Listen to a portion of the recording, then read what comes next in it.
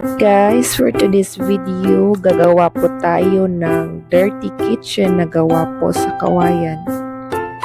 At ngayon po ay naghahakot po tayo ng materials para po gamitin sa ating dirty kitchen.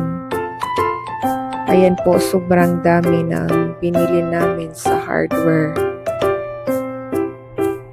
At pagkatapos ay kailangan po nating linisin ang mga kawayan at kukunin po natin ang mga tinik para malinis siya tignan paglagay sa ating kitchen.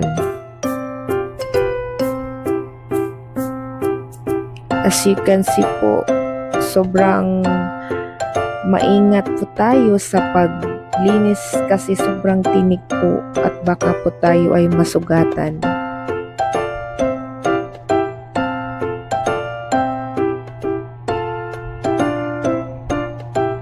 So bumili po kami ng mga gamit sa kusina.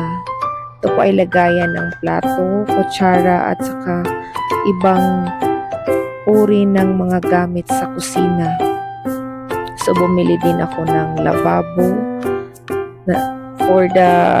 sa sink po. At ito yung materials na ginamit namin. May kasama po akong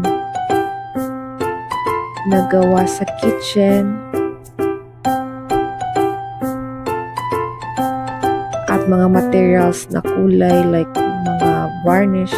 So ito po yung finished product ng ating kitchen.